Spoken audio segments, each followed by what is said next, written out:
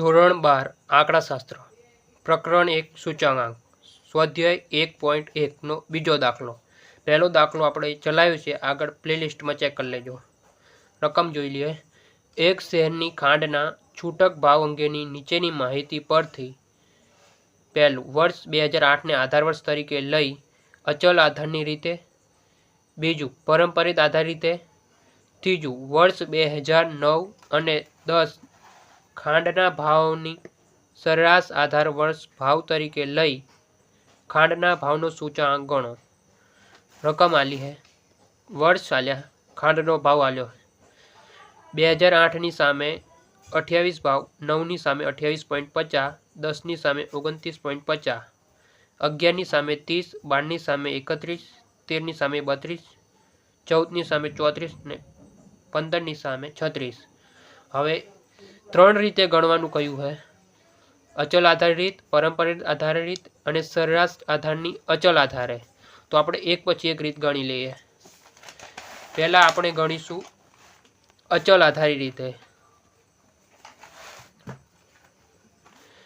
અચલ આધારની રીત, વર્ષ 2008 ને આધાર વર્ષ લેવાનું કહ્યું છે, એટલે આવી રીતે કોષ્ટક બનાવી દેવાનું જેથી પરીક્ષામાં આપણને ફૂલ માર્ક્સ મળે।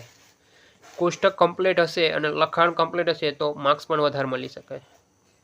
તો અચલ આધારમાં શું કરવાનું હોય છે, જો 2008 ને આધાર વર્ષ તરીકે લેવાનું, એટલે કે 2008નું 28 છે, તો આ દરેક છે ને દરેકમાં આધાર વર્ષ તરીકે લેવાનું, 9માં, 10માં, 11માં બધામાં। તો એનું સૂત્ર પહેલાં યાદ રાખી લઈશું અચલ આધારનું, I બરાબર P1/P0 × 100। અચલ આધારની રીતે આ સૂત્ર યાદ રાખી લેવાનું, જેમાં P1 એ ચાલુ વર્ષ કહેવાય અને P0 એ આધાર વર્ષ તરીકે કહેવાય। તો 2008 ને આધાર વર્ષ તરીકે લેવાનું છે, તો P1 ચાલુ વર્ષ એટલે 28 અને P0 એટલે આધાર વર્ષ, પણ 2008 ને જ આધાર વર્ષ તરીકે લેવાનું છે, એટલે પહેલામાં 28 જ આવશે × 100, તો × 100। તો કેલ્સીમાં કરશો એટલે જવાબ આવશે પહેલામાં તો 100 જ આવશે। પછી 2009માં ચાલુ વર્ષ તરીકે 28.50 અને વર્ષ 2008 ને આધાર વર્ષ તરીકે લેવાનું છે, જે 2008નો 28 જે ભાવ છે એ બધામાં સેમ જ રહેશે 28, કેમ કે એ આધાર વર્ષ તરીકે લેવાનું કીધું છે, એટલે × 100। કેલ્શિયમ કરશો એટલે 101.79 જવાબ આવશે। 2010માં 29.50 ચાલુ વર્ષનો ભાવ છે, આધાર વર્ષ તરીકે 2008ના કીધા છે એટલે 28 જ આવશે। અચલ આધારી રીતે હોય ને એટલે બધામાં સેમ એક જ આવે, આધાર વર્ષ તરીકે જે લેવાનું કીધું હોય એને 105.36। પછી 2011માં 30માં ચાલુ વર્ષ તરીકે અને આધાર વર્ષ તરીકે 28 જ લેવાના × 100, એનો જવાબ આવશે 107.14। પછી 2012માં 31 ચાલુ વર્ષ તરીકે અને 28 એ આધાર વર્ષ તરીકે અને × 100, એનો જવાબ આવશે 110.71। 2013માં 32 ચાલુ વર્ષ તરીકે લેવાનું, આધાર વર્ષ તરીકે 28 × 100, એનો જવાબ આવશે 114.29। 2014માં ચાલુ વર્ષ તરીકે 34 લેવાના, આધાર વર્ષ તરીકે 28 લેવાના, આ 28 બધામાં સેમ જ આવશે 2008ના × 100, એનો જવાબ આવશે 121.43।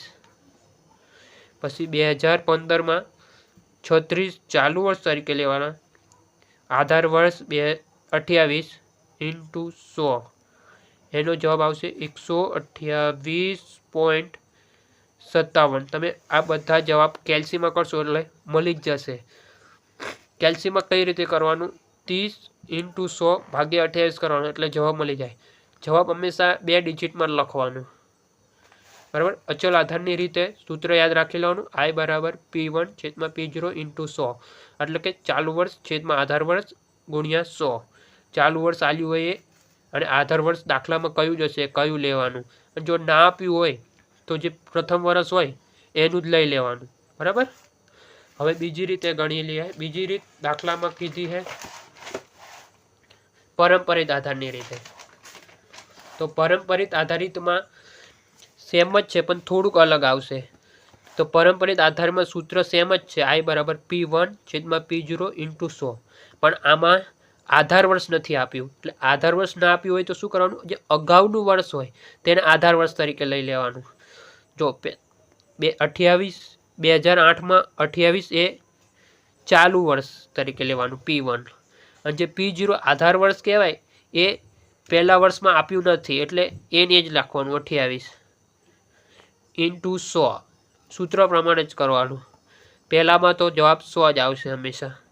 જો 2009માં 28 એ ચાલુ વર્ષનો ભાવ છે અને P0 શું કરવાનું, એનું અગાઉનું વર્ષ, જે અગાઉનું વર્ષ લેવાનું, એટલે 28 એ આધાર વર્ષ થઈ ગયું 2009નું ઇન્ટુ 100 કરી દેવાનું. એનો જે જવાબ આવશે 101.79. 2010માં 29.50 એનો અગાઉનું વર્ષ, એટલે 28.50 ઇન્ટુ 100 કરવાના. તમે કેલ્શિયમ કરશો એટલે તમને મળી જશે 103.51. પછી 2011માં જે 30 છે એ ચાલુ વર્ષ, P0 છે એ આધાર વર્ષ એટલે કે એનું અગાઉનું વર્ષ 29.50. 29.50 એ એનું આધાર વર્ષ છે ઇન્ટુ 100 કરવાનું. કેલ્શિયમ કરશો એટલે 101.29 જવાબ મળી જશે. પછી 2012માં 31 છેદમાં અગાઉનું વર્ષ એટલે કે આધાર વર્ષ તરીકે 30 લેવાના ઇન્ટુ 100. જવાબ આવશે એનો 103.33. પછી 2013માં ચાલુ વર્ષ તરીકે ચાલુ વર્ષનો ભાવ 32 છે અને એનો અગાઉનું વર્ષ એટલે 31 લેવાનો ઇન્ટુ 100 કરી દેવાનો. તો એનો જવાબ મળશે 103.23. પછી 2014માં 34 એ ચાલુ વર્ષ તરીકે લેવાનું, એનું અગાઉનું વર્ષ એટલે 32 ઇન્ટુ 100. એનો ભાવ છે 106.25 જવાબ આવશે. કેલ્શિયમ કરશો એટલે વળી જશે. 2015માં ચાલુ વર્ષ તરીકે 36 લેવાના અને એનું અગાઉનું વર્ષ એટલે આધાર વર્ષ કહેવાય, જે P0 કહેવાય, ઇન્ટુ 100 કરી દેવાનો. એટલે એનો જે જવાબ આવશે 105.88 આવશે જવાબ.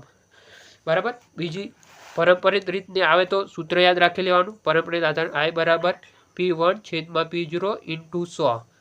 બરાબર. કોષ્ટક આવી રીતે યાદ રાખી લેવાનું. પહેલા વર્ષ લઈ લેવાનું, ખાંડનો ભાવ લઈ લેવાનો, બીજું પરંપરિત આધારે આવી રીતે સૂત્ર મૂકી દેવાનું, રકમ આટલી જશે લખી દેવાની. બરાબર. I બરાબર P1 છેદમાં P0 ઇન્ટુ 100 લખી દેવાના. તેમાં પ્રથમ વર્ષ તો સેમ જ રાખવાનું 28 પોઈન્ટ અને આધાર વર્ષે સેમ જ રહે ઇન્ટુ 100. બરાબર. જવાબમાં આવી જશે 100.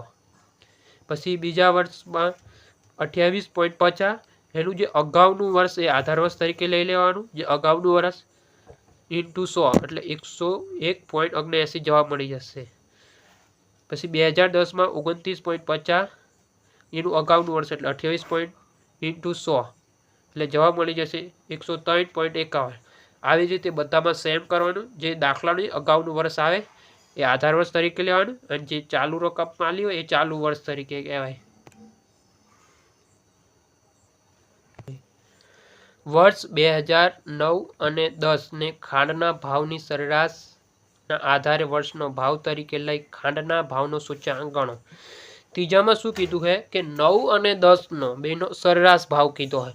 એટલે આવી રીતે દાખલામાં આવે તો શું કરવાનું, જે 9ની ભાવની કિંમત હોય, જે 9ની 28.50 અને શું કીધું છે અને 10ની એટલે 29.50, આ બેનો સરવાળો કરી દેવાનો અને ભાગ્યા 2 કરી દેવાનો. એટલે 28.50 વત્તા 29.50 ભાગ્યા 2, તો 58/2 29. જે આ જે જવાબ મળ્યો તેનું શું કરવાનું, અચલ આધારિત કહેવાય. આમાં દાખલામાં આપણને કહ્યું જ છે બરાબર, અચળ આધારે ગણો. આધાર જે જવાબ આવે એ બધામાં આધાર વર્ષ તરીકેના ભાવ તરીકે લઈ લેવાનો, એટલે કે P0 તરીકે લઈ લેવાનો. બરાબર, યાદ રાખી લો.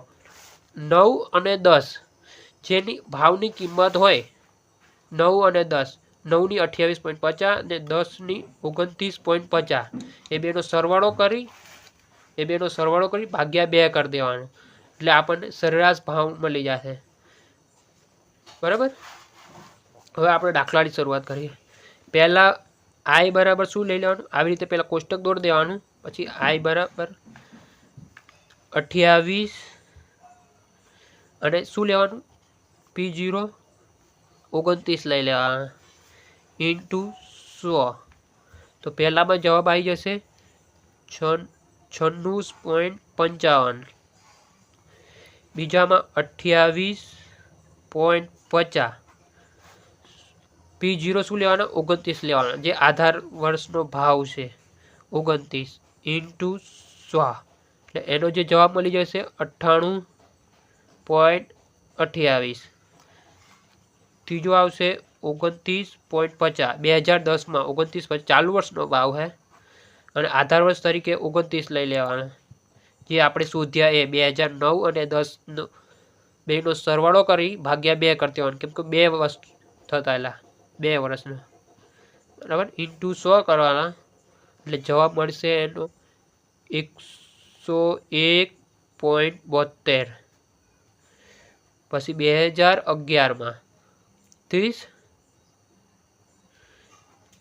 ઇન્ટુ 29, જે આપણે શોધ્યો એ સરેરાશ, ઇન્ટુ 100, એનો જવાબ મળશે 103.45. પછી 2012માં ચાલુ વર્ષ તરીકે 31 લેવાના, આધાર વર્ષ તરીકે 29 લેવાના, જે આપણે સરેરાશ લાઈને શોધ્યા ને એ 29 ઇન્ટુ 100, એનો જવાબ આવશે 106.90. પછી 2013માં 32 ચાલુ વર્ષ તરીકે, આધાર વર્ષ તરીકે 29 લેવાના, બધામાં સેમ જ લેવાનું આવશે 29 આધાર વર્ષ તરીકે ઇન્ટુ 100, એનો જે જવાબ આવશે 110.34. આ તમે કેલ્સીમાં કરશો આ બધા, એટલે તમને જવાબ મળી જશે. કેલ્સીમાં 32 ઇન્ટુ 100 કરવાનું, ભાગ્યા 29 કરશો એટલે જવાબ મળી જશે. 2014નો ભાવ 34 છેદમાં 29 ઇન્ટુ 100, એટલે એ મળશે, એનો જવાબ મળશે 117.24.